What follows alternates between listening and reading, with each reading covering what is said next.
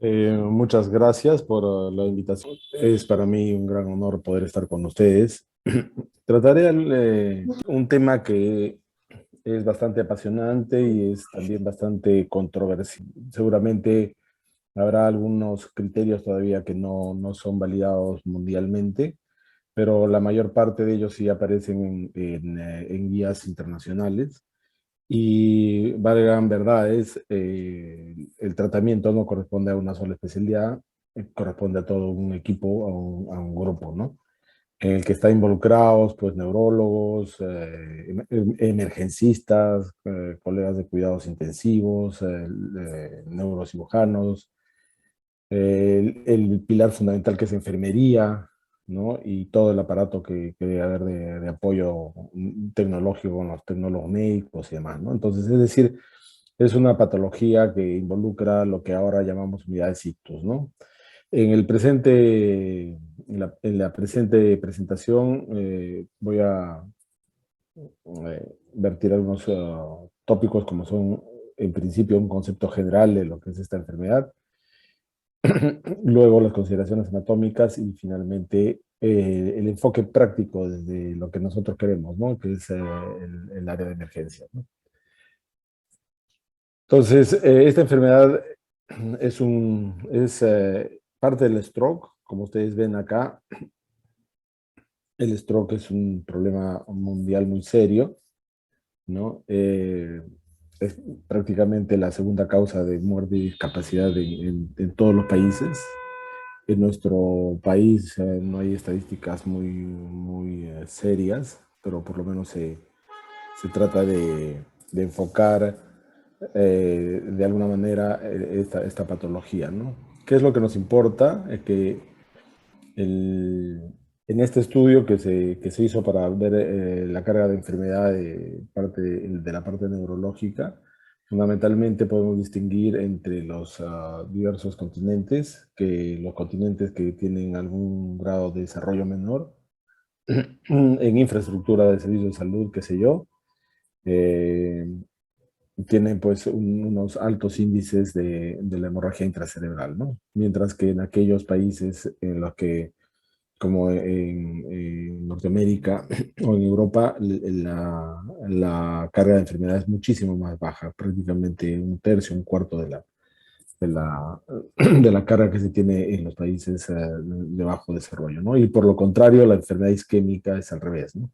Seguramente esto se explica por diversos aspectos, uno de ellos, como decíamos, el acceso a los servicios de salud, puesto que van a ver en esta exposición que gran parte de las hemorragias pueden ser prevenibles, ¿no? Pero prevenibles desde el trabajo con la sociedad, con las instituciones y fundamentalmente con los órganos que brindan atenciones de salud, ¿no?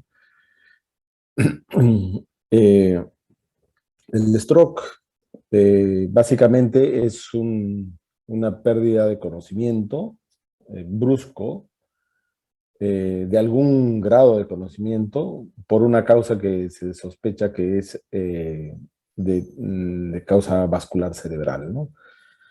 Y este stroke básicamente es dividido en dos partes, en un stroke hemorrágico y un stroke isquémico.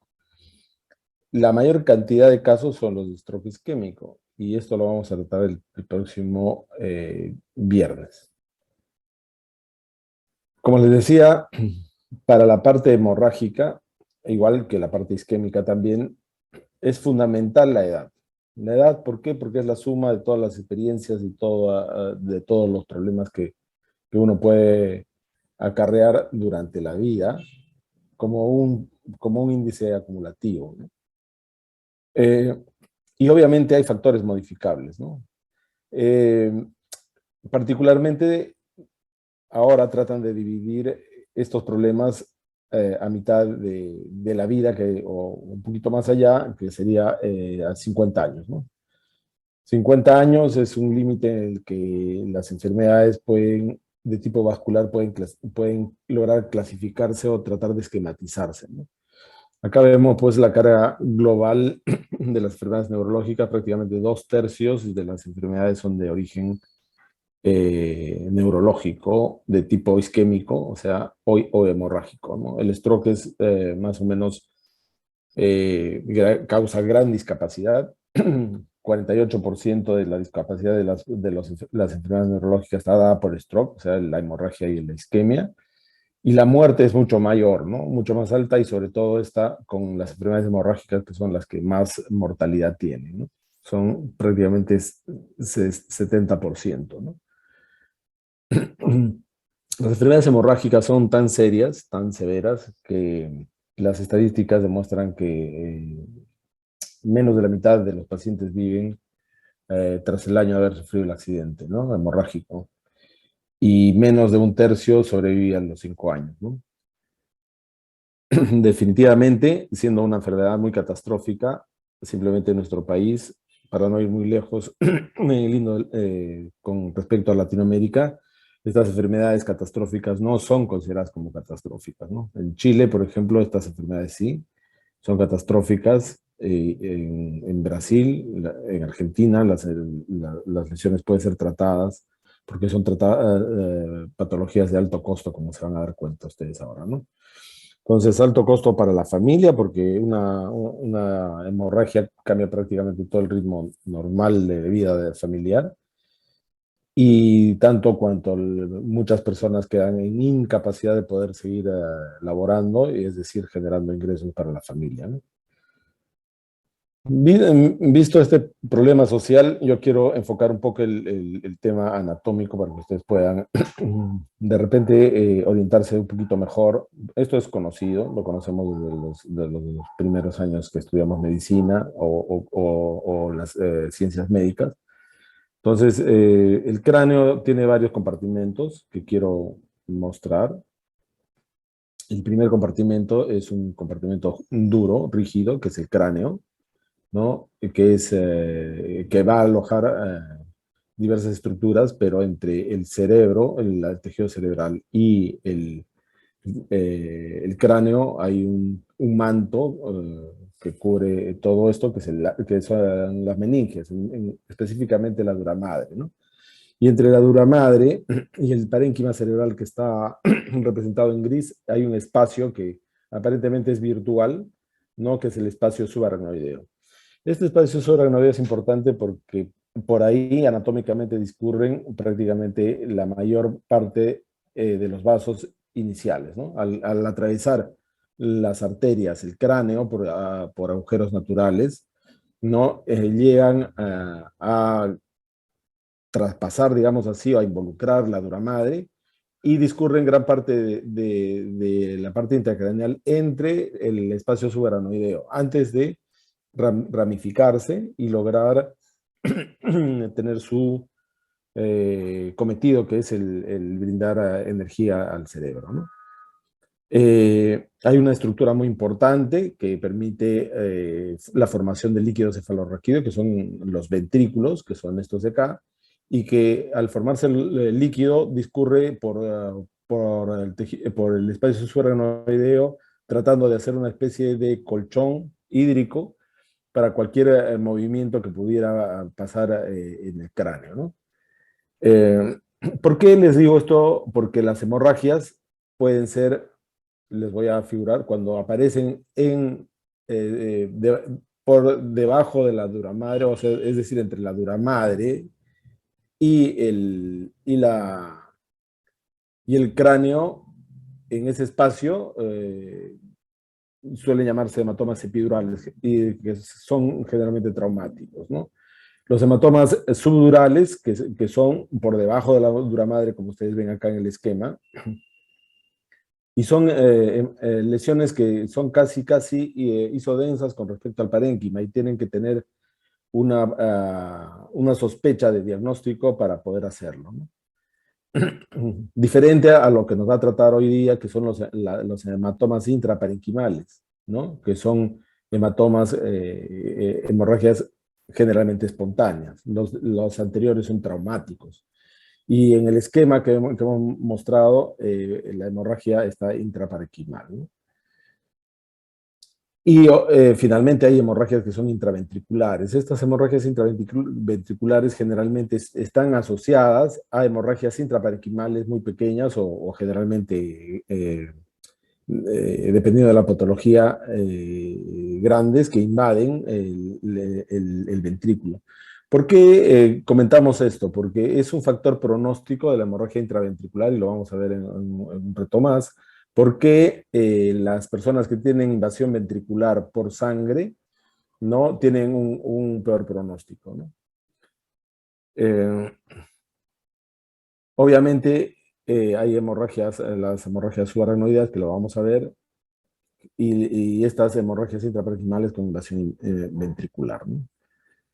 Quiero mostrarles una imagen que muestra todo este tipo de lesiones, de hematomas, que es una imagen básicamente de origen traumático, ¿no? Entonces, ustedes acá pueden apreciar, por ejemplo, una hemorragia subaracnoidea, ¿no? Por el tentorio. Miren, qué extensa hemorragia producida por un trauma, ¿no? Una contusión hemorrágica, una hemorragia cerebral, en el lóbulo occipital, parte del lóbulo temporal, ¿no? Vean ustedes un gran hematoma intraparenquimal con invasión ventricular, y también ya se aprecia un hematoma subdural laminar y una contusión hemorrágica también, ¿no? Entonces, eh, acá se ve mucho mejor un hematoma subdural agudo. Estos hematomas subdurales agudos son muy graves. El 95-97% de estos pacientes que tienen hematomas subdurales agudos de esta manera fallecen. Entonces ustedes entenderán cómo estos ventrículos han sufrido una serie de cambios por efectos de masa que produce la hemorragia, ¿no? Esto es muy importante, miren, el cuero cabelludo como se ha incrementado el tamaño. Entonces, este es un resumen de todas las hemorragias que podría existir dentro de lo que estamos tratando, ¿no? Entonces, las hemorragias intracerebrales podemos clasificarlas de acuerdo a lo que hemos hablado de hemorragias espontáneas y hemorragias traumáticas, ¿no? Estas hemorragias traumáticas no las vamos a tratar, solamente nos vamos a enfocar en esta parte de la hemorragia, en las hemorragias espontáneas, que van a ser catalogadas como hemorragia intracerebral y hemorragia subaracnoidea, porque tanto la hemorragia subaracnoidea y la intraparenquimal, intracerebral, son hemorragias espontáneas, es decir, que no se deben a trauma. ¿Cuáles son las causas de estas hemorragias? Eh, este paper del 2001, del New England Journal of Neurosurgery, perdón, de medicina, eh, muestra claramente las causas, ¿no? A la cabeza, la hipertensión arterial, la angiopatía amiloide, las malformaciones arteriovenosas, que son lesiones consideradas congénitas y que uno tiene todo el tiempo, toda la vida esa lesión, y son particularmente evidentes a partir de los 20, 30 años. Los aneurismas cerebrales, que son también patología de gente joven. Hay lesiones que también nacen con uno, que son los angiomas cavernosos, que normalmente se traducen también con un síndrome convulsivo, pero habitualmente dan hemorragias muy catastróficas. Las trombosis de seno venoso, que son una patología muy interesante, que en los últimos años le está dando mucha importancia, y creo que por la ubicación en nuestro país, que tiene un alto, ya lo dijo el doctor Douglas en su exposición, vivimos gran parte de la población a nivel de altura, y es bien frecuente esta trombosis de seno venoso, ¿no? Las coagulopatías que pueden conllevar a deterioro neurológico por hemorragia también, sustancias como la cocaína, el alcohol los tumores, ¿no? Que son, cuando un paciente llega a la emergencia, tenemos que enfocarnos básicamente en estas causas y lo último que vamos a pensar como diagnóstico diferencial es hacer un tumor. Para que sangre un tumor es súper raro, menos del 2% de las lesiones de las hemorragias son debidas a tumores. Es súper infrecuente. Las causas más frecuentes son la hipertensión arterial y la angiopatía amiloide. Pero como esto es difícil de distinguir, en esta presentación lo que vamos a hacer es tratar de hacer un diagnóstico diferencial fácil que nos permita, primero, entender más o menos cuál puede ser un enfoque práctico en la emergencia, ¿no? Esta es una hemorragia intraparenquimal, como la ven, intracerebral en el lado izquierdo, y en el lado derecho esta es una hemorragia subaracnoidea. ¿Qué nos está haciendo la diferencia? La diferencia básicamente es tomográfica, ¿no? Tomográfica. Pero como en gran parte de nuestro territorio, incluyendo nuestra tierra, en Huaraz, es difícil acceder a los tomógrafos, lo que tenemos que hacer es tener un diagnóstico clínico, ¿no? Un diagnóstico clínico. Por eso es que es importante un signo en el examen de todos los pacientes, que es la rigidez de nuca. Si nosotros vemos a un paciente que tiene un compromiso neurológico brusco, con pérdida de conciencia y obviamente con el compromiso, como hemos dicho, neurológico, tenemos que inmediatamente ver este signo que es la rigidez de nuca. Si nosotros tenemos rigidez de nuca, lo más probable es que se trate de una hemorragia subaracnoidea. Y si no lo tenemos, seguramente o es una isquemia o una hemorragia, dependiendo de algunos factores que ahora lo vamos a ver. Entonces, ¿cuáles son las causas de la hemorragia intracerebral? Ya hemos dicho todas estas, ¿no? Al inicio de la exposición dijimos que 50 años era el tiempo, digamos, de garantía que tenemos nosotros para poder eh, diferenciar entre lo que vendría a ser un hematoma, que son los más frecuentes, que son las causas de hemorragia hipertensiva y angiopatía amiloide, con respecto a aquellos pacientes jóvenes, menores de 50 años, que tienen todas estas patologías. ¿Por qué les digo esto? Porque el día que ustedes tengan un paciente en la emergencia que sea de 30 años, lo más probable es que sea una de estas causas. Y va a ser muy difícil que sea una hipertensión arterial o una angiopatía amiloide porque estas patologías necesitan de muchos años para que puedan desarrollarse y causar problemas de hemorragia. Entonces, eso tiene que quedar bien claro. Si eso queda claro hoy día, creo que va a ser una buena exposición la que quiero darles, ¿no? Lógicamente, algunos ya hablan de unas lesiones de vaso grande, que son como, miren, las lesiones de menos de 50 años son menos del 25%, ¿no? Mientras que las de vaso pequeño, es decir, aquellas que son causadas por el fenómeno de martillo que produce la presión arterial y los depósitos de amiloide en las paredes cerebrales, de los vasos cerebrales, ¿no? Causan la mayor cantidad de casos, ¿no? Entonces, sin ser estricto, más o menos los 50 años podría ser una edad en la que podríamos discriminar nosotros. No valdría decir, bueno, un paciente de 49 años va a tener una lesión de vaso grande, o un paciente de 51, un vaso pequeño, no. Generalmente esto es para tomarlo en cuenta y saber que a más edad la probabilidad de enfermedades a vasos pequeños, es decir, lesiones propias de las arterias pequeñas, como son las perforantes, por ejemplo, de M1, que son arterias de la cerebral media. M1 es el segmento donde crecen estas arterias. En M1 estas arterias de M1 nacen en ángulo recto, digamos así, y la presión arterial puede causar muchos problemas a ese nivel, y la angiopatía amiloide lo hace más a nivel lobar, ¿no?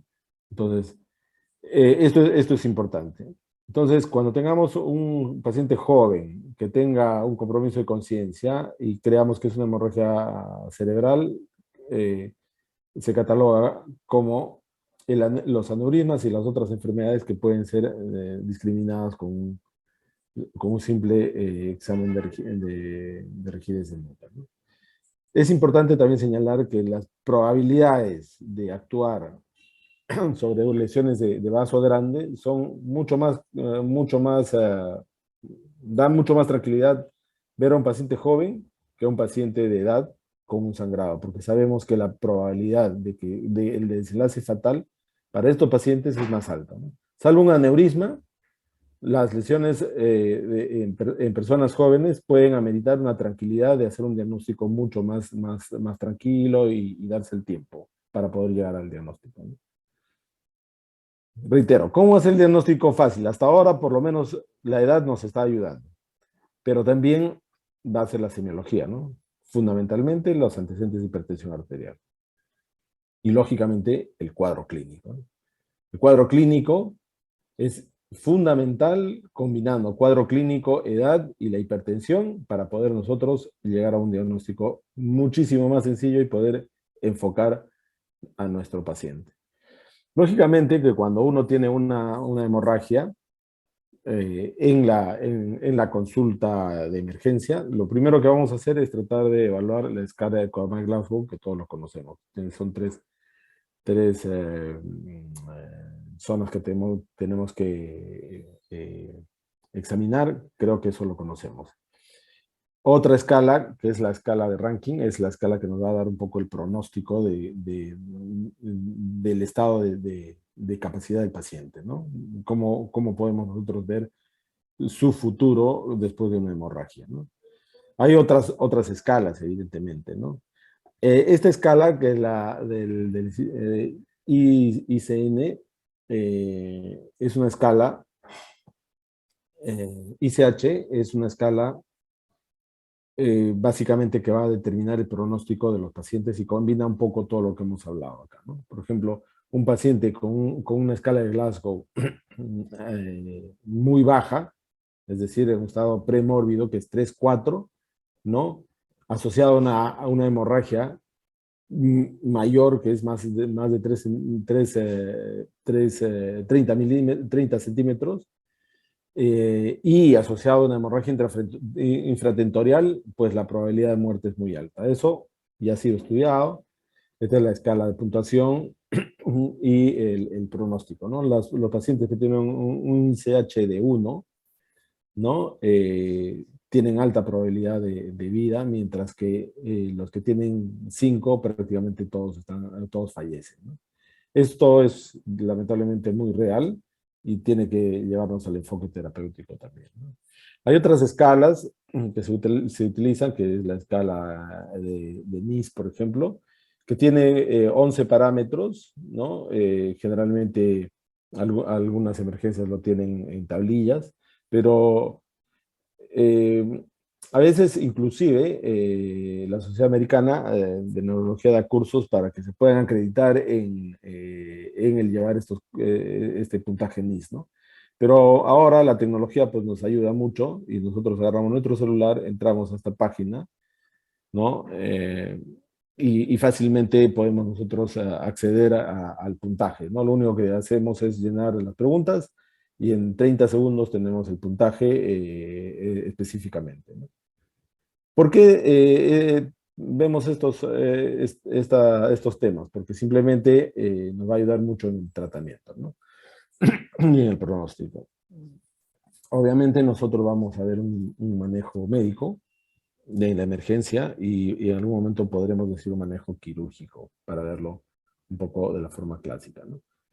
La evaluación clínica hemos dicho que es muy importante y de ahí vienen las neuroimágenes. Tanto es así que, por ejemplo, las guías internacionales ahora, lo primero que hacen es, después de la evaluación clínica y el manejo inicial del paciente, el paciente debe ir a las imágenes, es decir, a tomografía, básicamente, ¿no? No se quiere otro examen más que tomografía. Y con la tomografía se hace la adquisición de qué cosa es, ¿no? Obviamente, eh, estas son, por ejemplo, unas salas quirúrgicas, unas salas de stroke. Esta es la sala del Hospital Almenara, en la que tenemos un tomógrafo portátil en sala de operaciones. Tenemos un arco en C, perdón, un angiógrafo biplanar. Este es una un lugar donde nos permite rápidamente actuar para situaciones quirúrgicas que ahora van a ver, ¿no? Entonces, el tratamiento quirúrgico, además, va a traer una serie de alternativas, que son la craneotomía, la craneotomía descompresiva, ahora que está de moda un poco la cirugía mínimamente invasiva, y algunos detalles que iremos viendo en el transcurso de esta conversación. Tratamiento, entonces, en el tratamiento tenemos que distinguir el preventivo que hemos dicho, ya que viene de una serie de eventos modificables que podemos ir tratándolos, entre ellos el control de la presión arterial y el tratamiento del episodio mismo, ¿no? Y el episodio mismo médico quirúrgico, ¿no? Esto se hace, ya hemos dicho, en las unidades de stroke, ahora modernas, ¿no? El tratamiento es el tratamiento de emergencia cuando se presenta ya el hecho, pero puede haber una prevención antes y lógicamente después hay una rehabilitación, ¿no? Las unidades ictus, dentro de un marco legal que, como hemos dicho, debe darse en nuestro país de alguna manera. Por favor, no sé si me estoy extendiendo demasiado, voy a ir más rápido. Eh, para lo que nos interesa, el examen inicial, vamos a realizar inmediatamente llega el paciente a la emergencia, tenemos que clasificarlo, ¿no? Y básicamente la escala de MIS es la que nos lleva a cabo rápidamente a un diagnóstico de compromiso. Una escala de Glasgow es una alternativa también cuando los pacientes ya tienen mayor compromiso el sensorio, ¿no? Pero básicamente la escala de Glasgow es una escala mucho más práctica que la escala de MIS y nos lleva rápidamente a identificarnos con el paciente, ¿no? Eh, algunas consideraciones especiales, que estos pacientes inmediatamente llegan a la emergencia, tienen que tener una, una intubación endotraqueal si vemos que el nivel de conciencia disminuye rápidamente. Esto tiene un nivel de evidencia tipo B. Los pacientes que tienen signos de herniación, como por ejemplo pupilas anisocóricas o una sospecha de presión intracraneal elevada por compromiso de conciencia y vómitos, por ejemplo, entonces, o que estén hiperventilando, entonces automáticamente debemos de administrar un agente, después de canalizar la vía, obviamente, pasar una solución de manitol o una solución de salina hipertónica, que es muy importante para que también estos pacientes puedan ser intubados en el momento que sea pertinente, ¿no? El ataque cerebral es fundamental, vital. No hay ningún hospital que no se pueda manejar ahora en el manejo de estas patologías si no tenemos tomógrafo, y eso debe llamarnos la atención mucho, ¿no? Una hemorragia confirmada, es necesario descartar enfermedades subyacentes, ¿no? ¿Cómo nosotros podemos un poco ver algunas otras imágenes que ahora modernamente se tienen, ¿no? Por ejemplo, la angiografía, ¿no? La angiografía debe ser fundamental en todos, pero no en todos los pacientes se pueden hacer. Entonces, hay necesidad de determinar a qué pacientes inicialmente serían beneficiarios de una angiografía. Y como hemos dicho, miren, este protocolo es de la Sociedad Canadiense de Stroke. Ellos a todos los pacientes menores de 50 años ya están pensando en hacer una tomografía porque lo probable es que tengan otra patología que no sea de origen hipertensivo o amiloide, ¿no? Eh, es importantísima entonces la tomografía, ¿no? Hay que preguntar siempre en la emergencia el nivel de medicación, el tipo, pedir un examen de sangre, el que debe fundamentalmente verse el recuento de plaquetas y y el tiempo de tromboplastina y el INR, que son fundamentales para determinar más o menos cuál es su índice de coagulación, ¿no? Se debe realizar la puntuación, como hemos dicho, y cualquier alteración que nosotros veamos de una manera llevada con tomas frecuentes de la observación de la escala de Coman-Glasgow, nos va a dar mayor posibilidad de ir tratando a nuestros pacientes, y en aquellos que no tengamos, como por ejemplo en nuestra tierra, que puede implementarse muy bien un programa de telestroke, ¿no? Pero eso tendrá que ir programándose cuando las circunstancias se vayan dando, ¿no? Es fundamental el tratamiento de la presión arterial en la emergencia.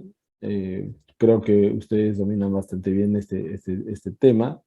Es necesario hacer una reducción de la presión arterial, y para esto habitualmente en nuestro país se usan nitratos para poder hacerlo, ¿no? Algunas drogas que se recomiendan como la betalol, qué sé yo, son difíciles de conseguir, o imposibles en algunos lugares, y si se consigue son absolutamente caras, ¿no? Entonces, la reducción de la presión arterial cuando hay una hipertensión arterial sostenida va a ser fundamental, ¿no? Esto tiene un nivel de evidencia C, ¿no? El manejo debe ser de acuerdo a los casos, definitivamente. Entonces, si nosotros tenemos un paciente que es menor de 50 años, estamos sospechando una lesión que sea malformaciones, etcétera, ahí será dirigido el tema. Y ahí es donde tenemos que enfocar con los especialistas, neurólogo, neurocirugía, ¿no? Y cuando el paciente tiene una enfermedad de vaso grande, tendremos que estar pensando en algunos otros factores. Esta es, por ejemplo, ahora paso a dar algunos ejemplos que nos van a ilustrar mejor de lo que estamos hablando. Entonces, un paciente de 70 años de edad con hipertensión arterial no controlada, tiene una imagen de una hemorragia que es bastante extensa, de ganglios basales, fundamentalmente, pero que ha hecho una hemorragia también subaracnoidea y también intraventricular, ¿no? Esto es, esto es prácticamente típico de una hemorragia hipertensiva, ¿no?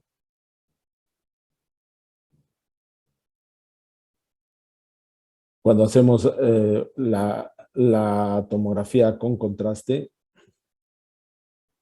podemos, podemos ver que no hay ningún vaso comprometido. Este es el valle de Silvio, ¿no? Este es el ventrículo. No hay ninguna arteria que nos pueda estar dando algún índice de que esto podría ser una patología causada por una sospecha de vasos, ¿no? Y cuando hacemos el angiotem, vemos prácticamente que no hay una lesión vascular acá, ¿no? Todos los vasos son normales, la carótida interna, la cerebral media, la cerebral anterior, todos estos vasos son normales, los vasos de la... Acá decía que son los vasos lentículos triados, ramas de M1, esta porción se llama M1, que son los causantes de las hemorragias eh, hipertensivas, generalmente, ¿no?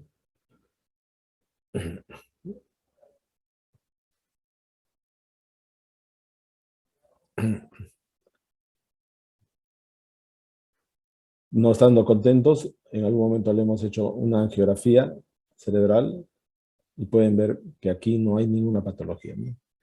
¿Por qué les muestro esto? Porque en unos momentos les voy a mostrar lo que sí ustedes van a poder distinguir en una tomografía, ¿no?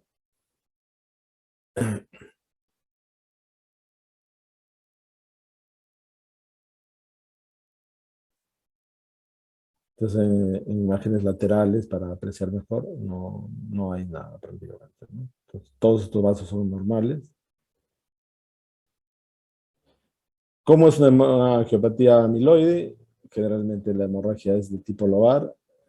Miren ustedes, acá, el lóbulo temporal, el lado izquierdo, con una hemorragia intraventricular que hace más sombrío el pronóstico, ¿no? Y la angiografía La angiotomografía tampoco muestra una lesión evidente de compromiso de arterias, ¿no? Ven ustedes acá, esta es la arteria carótida, ¿no? Este punto acá, la carótida, la cerebral posterior, ¿no? A ambos lados. ¿Sí? Y se aprecia mucho mejor todo. Ven ya ramos de la cerebral media por el valle silviano, ¿no? Y acá en el hematoma no hay ninguna arteria que esté contribuyendo a esta lesión. Ustedes pueden evaluar esto en la emergencia, un paciente en pacientes jóvenes, indicarles una tomografía con contraste y poder apreciar bien esta lesión, ¿no? Acá no hay ninguna lesión que sea eminentemente patológica de los vasos cerebrales, viéndolos de forma macro, por decirlo, ¿no? Esta es una tomografía. Los tomógrafos modernos pueden hacer este tipo de cortes, son coronales. Acá ven la arteria vertebral, por ejemplo. Prácticamente este hematoma es intraparenquimal, pero es de tipo lobar, ¿no? No es.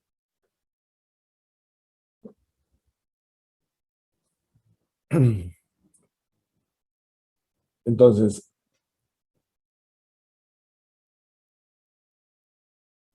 ahí creo que se ve mejor. Reiteramos, menos de 50, le hacemos un TAC, hay que hacer contraste. Si el contraste es positivo, ¿no? Después de la estabilización, ya no vamos a necesitar de neurocirujano seguramente, porque no vemos ninguna lesión que tenga que ver el neurocirujano, ¿no? Nos olvidamos del neurocirujano, del neurólogo, y si fuera negativo, vamos a sospechar inmediatamente que es una isquemia, ¿no? Diferente a si es vaso grande. Si es vaso grande, tenemos el cuadro clínico, cefalea brusca, rigidez de nuca, menos de 50 años, y ahí sí vamos a necesitar de una angiografía. Por ejemplo, este es un paciente de 40 años y claramente vamos a ver acá que se trata de una lesión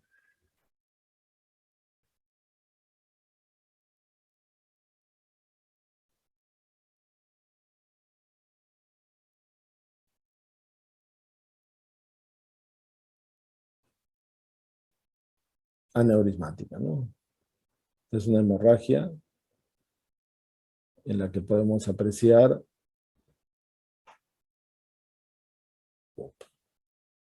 este aneurisma, ¿no? Este ya es un aneurisma que tranquilamente lo pueden ustedes ver en una tomografía con un programa que se llama angiotomografía, ¿no? Se pueden ver de diferentes ángulos y la angiografía nos va a demostrar esto que vemos, ¿no? Un aneurisma, una dilatación sacular de una arteria, ¿no? Como ven ustedes acá, ¿no?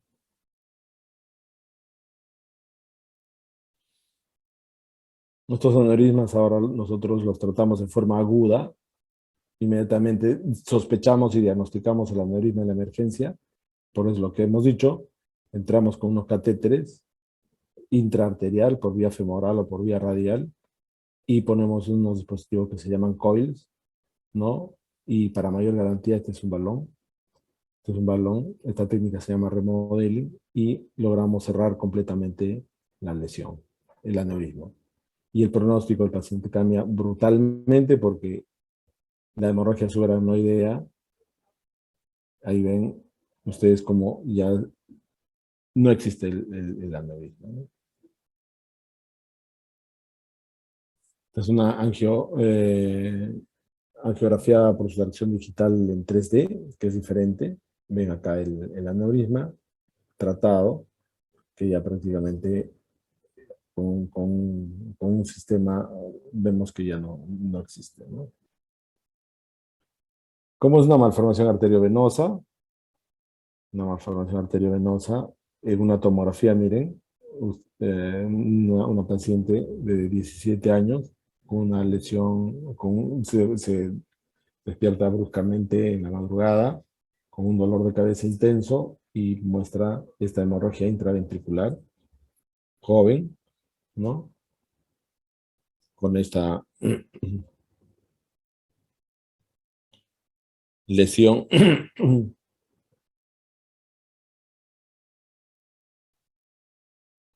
claramente con una lesión de vasos, y si le ponemos el contraste, podemos apreciar acá toda la extensión de la lesión, ¿no? De la malformación. Entonces, otra muchacha de 17 años también. Esta sí es una malformación muy, muy típica. Vean ustedes vasos de la cerebral media que nutren un nido malformativo y una gran vena de drenaje profunda, ¿no? Eso visto en anteroposterior, esto es en lateral, miren ustedes, el criterio de malformación arteriovenosa, una arteria, un ovillo vascular y unos vasos de drenaje, ¿no?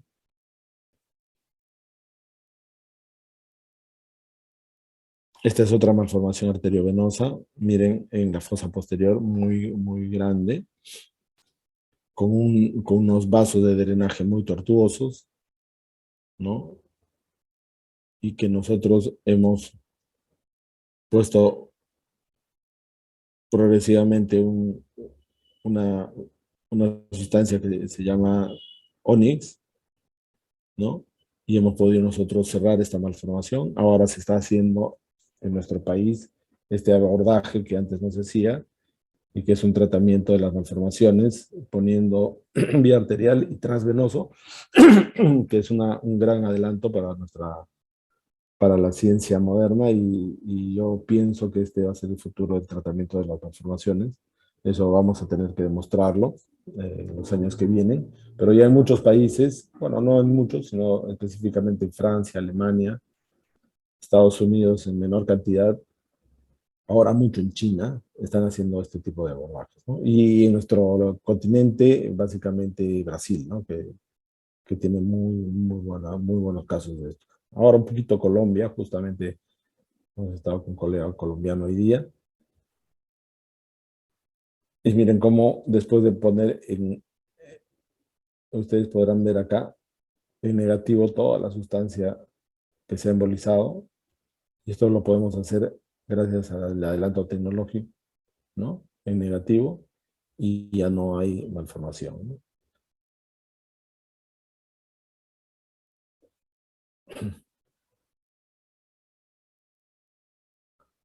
Obviamente hay muchos más detalles, como los vasos cerebrales que tienen una dinámica de fluido, van a recomponerse y van a... ¿Cómo es una fístula arteriovenosa? Que ustedes seguramente han escuchado bastante. Este, por ejemplo, es un niño de 14 años, ¿no? Con una hemorragia intraventricular. Pueden ver ustedes acá, eminentemente en el ventrículo, ¿no? Y la fístula, como ustedes, seguramente ustedes han escuchado las fístulas en nefrología, ¿no? Las fístulas que se hacen arteriovenosas en la muñeca artificialmente o a diversos niveles. Las fístulas son el paso de una arteria a una vena directamente sin mediar ningún tipo de tejido útil, ¿no? Acá ven una pequeña fístula de un muchacho. Es muy frecuente en niños, tanto es así que cuando hay hemorragias nosotros pensamos ya que son fístulas. Son lesiones muy pequeñitas que o pueden ser otro tipo de fístulas durales que son mucho más monstruosas, ¿no? Acá vemos con la flecha la fístula, ¿no? Acá la imagen de la angiografía, ¿no? La arteria, esta arteria, la tuberotalámica se llama, esta es la comunicante posterior, hemos entrado con un microcatéter y estamos haciendo un cierre selectivo por vía transvenosa de una lesión vascular arterial, ¿no? Por- Hemos ido por todo el seno sigmoide, el- y hemos podido lograr esto. Entonces es algo que se está haciendo acá en nuestro país. Ahí vemos el microcatéter. Esto no hace mucho, solamente es de a manera de información.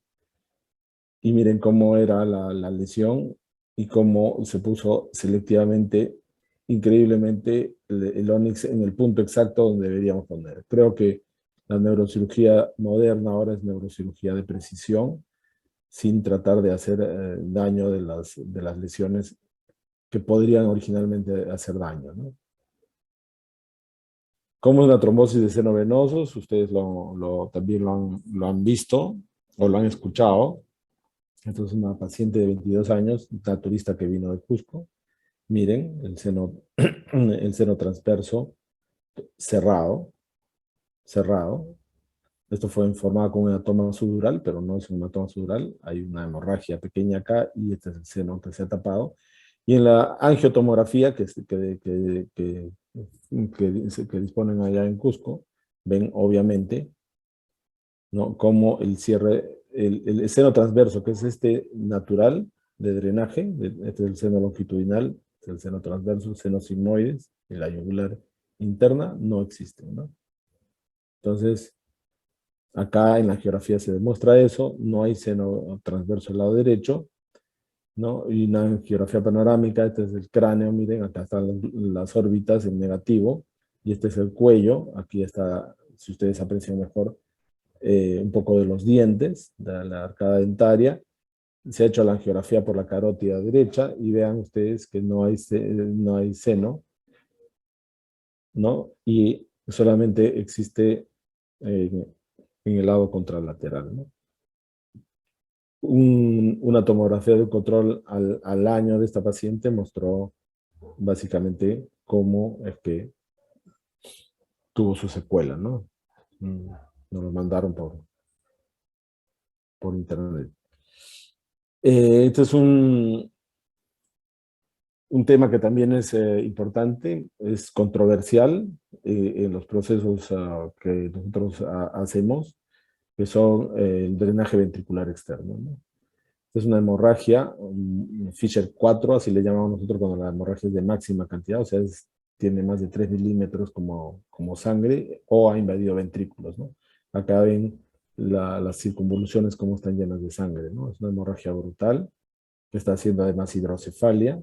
Entonces, ¿qué tenemos que hacer? Esta hidrocefalia se produce por el taponamiento de los acueductos, ¿no?, de los forámenes naturales que hay de paso del líquido cefalorraquídeo, y tenemos que drenar lo que hay acá porque no puede seguir pasando. Esto es una hidrocefalia por una hemorragia subaracnoidea, ¿no?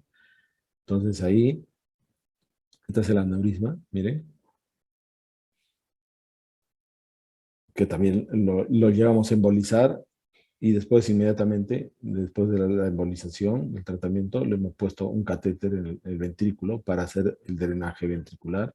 Este es el procedimiento, miren, se hace, puede hacerse a la cama del paciente con la asepsia que se requiere, porque si no termina una ventriculitis brutal, ¿no? Se hace un agujero en cono frontal y se saca por contrabertura para que vaya a un sistema de conteo, ¿no? De líquido, un sistema cerrado donde no hay la posibilidad de que entren gérmenes, ¿no? Y este es un control, después de haberle puesto actilice intraventricular, de cómo ha disminuido mucho los ventrículos, ¿no? Pero la hemorragia es brutal. Esta es la parte operativa, cómo hemos entrado nosotros. Este es el catéter que nosotros ponemos, la conexión del sistema, y así queda el paciente, ¿no?, con un sistema cerrado. También el tratamiento quirúrgico, hay muchas, esto también es controversial, pero en muchos congresos, por ejemplo, el Congreso Mundial de Neurocirugía que ha habido hace un mes en Bogotá, se habló mucho de que la neuroendoscopía y la evacuación por cirugía estereotáxica era muy útil.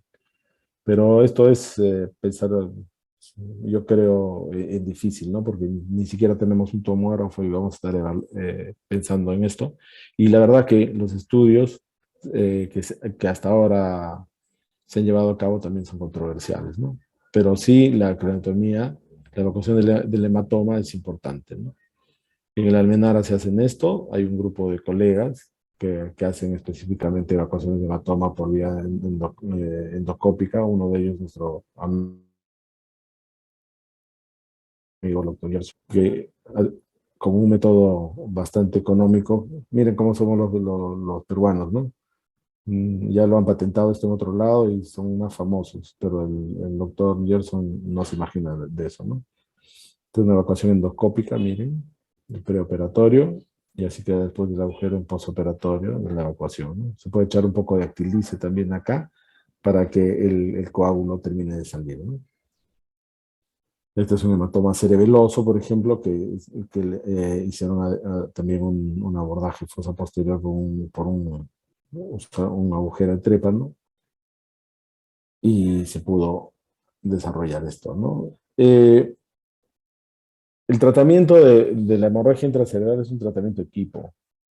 Ya no hay superlíderes acá. Igual que muchas cosas en la vida, todo esto es en equipo. La idea es que nuestros pacientes sean beneficiarios de ello. Por eso, lo que les he querido mostrar acá es una pincelada de lo que nosotros podemos hacer. Pero en realidad hay muchos puntos que pueden ser hasta de controversia. Y sí es importante tener en cuenta que la vida de un paciente es una vida y por eso tenemos que trabajar en conjunto, ¿no? Muchas gracias. Espero que esto les haya motivado, más que enseñado un poco a que las lesiones vasculares cerebrales no son pues cosa del otro mundo. Creo que son cosas que nosotros podríamos muy bien identificarlas rápidamente con un poco de practicidad y darle soluciones rápidas, ¿no? Sobre todo si no tenemos recursos como nuestra tierra, ¿no? En nuestra tierra, identificar un aneurisma rápidamente y ponerlo inicialmente en un equilibrio hemodinámico, en posibilidad de ser transferido, tiene que ser ideal, ¿no? Yo les digo porque habitualmente recibo llamadas generalmente de personas que se contactan conmigo por algún tema y me dicen qué podemos hacer, ¿no? Y clínicamente el diagnóstico es sencillo y sí lo que tenemos que hacer es poner la cabeza en frío y derivar al paciente en el mejor momento para que el paciente llegue en buenas condiciones a un centro de referencia, no necesariamente Lima, ¿no? Puede ser a Trujillo, que es otro lugar de referencia, pero generalmente por diversos motivos se transfiere más a Lima, ¿no? Entonces, en conclusión, estimados colegas, paciente joven, de menos de 50 años, la probabilidad de que tenga una patología de fondo que puede ser manejable y su pronóstico cambiar totalmente es muy alta. Obviamente, es el 25% de los pacientes. Y los pacientes que tienen otra patología, puedes evitar que esta resangre o tratar los problemas subyacentes como la hipertensión, la coagulopatía, lo que hubiera de fondo, ¿no?